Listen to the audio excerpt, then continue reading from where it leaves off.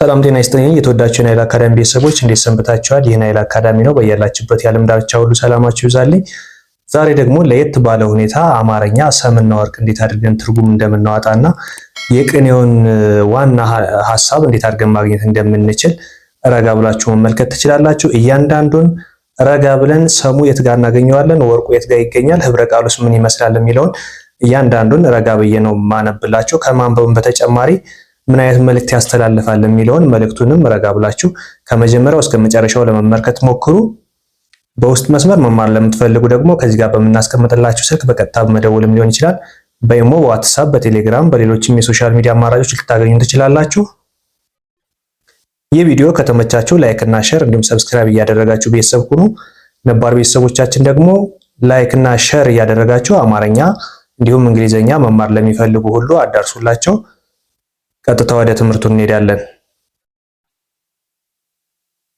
አማርኛ ሰምና ወርቅ ቅኔ ትርጉም አብረን እንማር።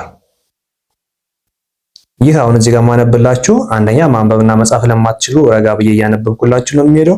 ከዛ በተጨማሪ ደግሞ አማርኛ ከፍ ብላችሁ ከማንበብና ከመጻፍ በተጨማሪ የአማርኛ ትርጉም እንዴት አድርገን ማወቅ እንችላለን የሚለውን በተለይ ሰምና ወርቅ ወይም ቅኔ ያላቸውን አረፍተ ነገሮች እንዴት አድርገን ነው ሁለት ትርጉም ልንሰጣቸው የሚችለው የሚለውን እሱን ረጋ ብለን አብረን የምናየው የሚሆነው። አንድ ቃል የምንሰጠው አንድ ቃል ነው። ያቺ አንድ ቃል ግን በሁለት ትርጉም እንዴት አድርጋ በሁለት ቃል ምን አይነት ትርጉም እንደምትሰጥ ህብረ ቃል ይባላል። ያ የምናወጣው ከግጥሙ መሃል ነጥቀን የምናወጣው ህብረ ቃል ይባላል።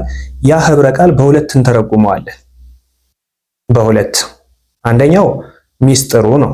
ሚስጥሩ ከውስጥ አወጥተን የምናገኘው ሚስጥር ነው። አንደኛው ደግሞ ሰም የምንለው ደግሞ ምንድነው? ሰም ከላይ እንዲሁ ዝም ብለን ማንኛውም ሰው ሲያነበው ሊረዳው የሚችለው ሰም ይባላል። ግን የቅኔው ሚስጥር ደግሞ የምናገኘው ወርቅ ይባላል። ወርቅ በሰሙ የተሸፈነውን ወርቁን እንዴት አድርገን ማግኘት እንችላለን? ከዚህ ጋር እንደምታዩት ምንድነው የሚለው? ይኸው ደረትሽ ነው ያጣላው ሰውን። ይኸው ደረትሽ ነው ያጣላው ሰውን፣ እስኪ ሸፈን አርጊው ያጡት እንደሆነ። ይኸው ደረትሽ ነው ያጣላው ሰውን፣ እስኪ ሸፈን አርጊው ያጡት እንደሆነ። ግጥም ነው፣ ቀለል ያለ ግጥም ነው። ከዚህ ጋር ግን ሁለት ትርጉም አለው። ይኸው ደረትሽ ነው ያጣላው ሰውን፣ እስኪ ሸፈን አርጊው ያጡት እንደሆነ። ረጋ ብላችሁ ማንበብ ለምትፈልጉ ይኸው ደረትሽ ይኸው ደረትሽ ነው ያጣላው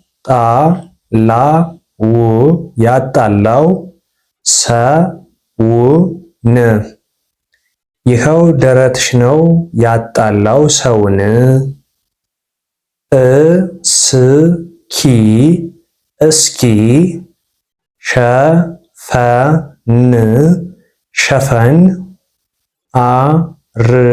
እስኪ ሸፈን አርጊው ያጡት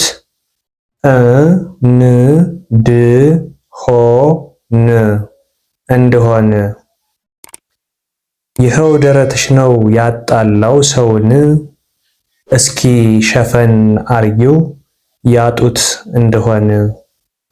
ህብረ ቃሉ እዚህ ጋር የምናወጣው ምንድነው? ያጡት የሚለው ነው። ሁለት ትርጉም የሚሰጠን ከዚህ ጋር ካለው ከአረፍተ ነገሮች ሁሉ ይችን ያጡት የምትለው እናወጣና ህብረ ቃል እናደርጋታለን። ህብረ ቃል ከዛ በኋላ እዚህ ጋር ሰሙ ምንድነው? ያጡት በሚለው ላይ የምናገኘው ሰም ምንድነው? ቀጥተኛ ፍቺው ማለት ነው። ሰም ማለት ቀጥተኛ ፍቺ ማለት ነው። ምንድነው እዚህ ጋር የምናገኘው? የደረትሽ ማማር ሰውን ያጣላል። የደረትሽ ውበት ወይም ማማር ሰውን ያጣላል ማለት ነው። ያ ማለት ይኸው ደረትሽ ነው ያጣላው ሰውን፣ እስኪ ሸፈን አርጊው ያጡት እንደሆነ። ስለዚህ ሰውን ያጣለው ምን ነው? የደረትሽ ማማር ነው፣ ወይም የደረቷ ማማር ነው ማለት ነው። የደረቷ ውበት ነው ሰውን ያጣለው። ቀጥተኛ ፍቺው ይሄን ይመስላል። ከዚህ ቅኔውን ወይም ሚስጥሩን ወርቁን እንዴት እንደምናገኘው ደግሞ እዚህ ጋር አለ። ስለዚህ ወርቁ ምን ይሆናል? እንዳያዩት ሸፍኙ ወይም ያጡት እንደሆነ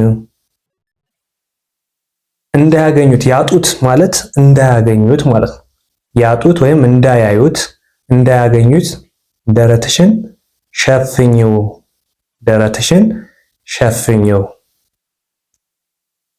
ስለዚህ ህብረ ቃሉ ወርቁ ሰሙ ይሄን ይመስላል። ይህ ማለት አንድን አረፍተ ነገር ወይም አንድን አጭር ግጥም በሁለት ቅኔ መፍታት ማለት ነው። ቅኔ ትርጉም አለው።